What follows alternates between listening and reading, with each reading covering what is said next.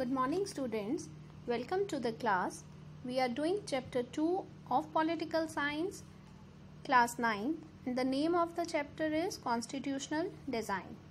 In this session, we will cover the following topics: guiding values of Indian Constitution, dream and promises, institutional design, and preamble. Let's start with the guiding values of Indian Constitution. To understand the Indian Constitution properly, we need to understand its overall philosophy.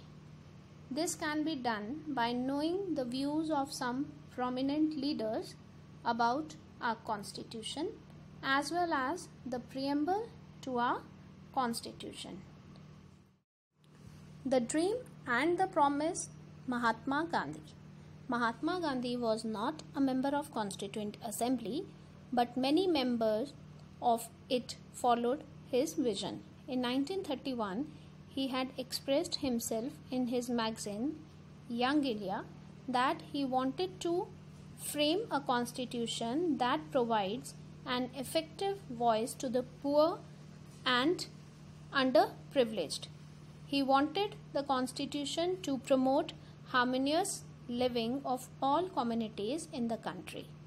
It should not allow untouchability, intoxicating drinks or drugs in the country, and it should give equality to women with men. These are the views of Mahatma Gandhi, or we can say the dream and the promise. Next we have Dr. B.R. Ambedkar. Dr. B.R. Ambedkar wanted political, social and economic equality for all. He is known as the father of Indian Constitution. He feared that if we deny equality in social and economic life for long, democracy will be in great danger. Then we talk about Jawaharlal Nehru.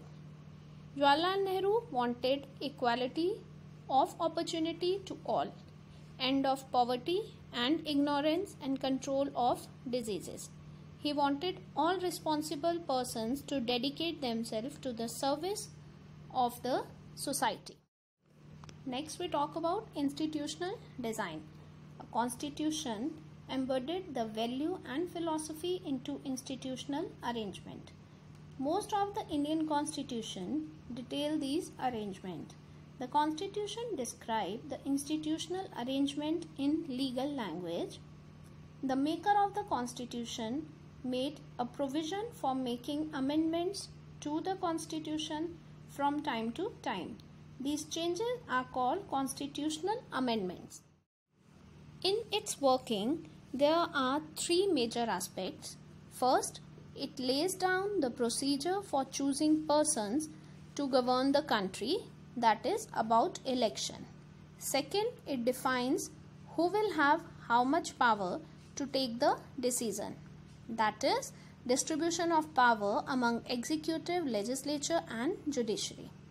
Third, it puts limit to what the government can do by providing some rights to the citizen that cannot be violated. These are called fundamental rights. Now we talk about preamble. The preamble is the introduction of the Constitution. Now, the preamble of Indian Constitution is given in next slide. Try to understand that. I will explain the important term used in preamble. We, the people of India. The Constitution has been drawn up and enacted by the people of India through their representatives. Next, sovereign. India is a free country and no external power can dictate to the government of India. Then socialist. Wealth is generated socially and should be shared equally by society. Then secular. There is no official religion and all religions are treated with equal respect by the government. Next, democratic.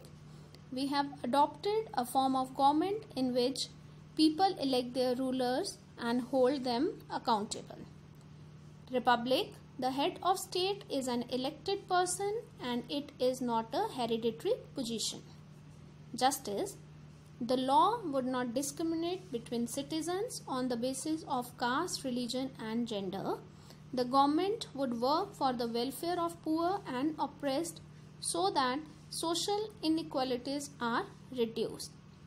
Liberty. Citizens are free to express their opinion and there are no unreasonable restrictions on their liberty. Equality. All citizens are equal before the law, irrespective of differences in socio-economic condition. Last, fraternity. Each citizen should respect the feeling of brotherhood and no one should treat a fellow citizen as inferior. That's it with your chapter. In next class, we will start with our next chapter. Till then, take care. Goodbye.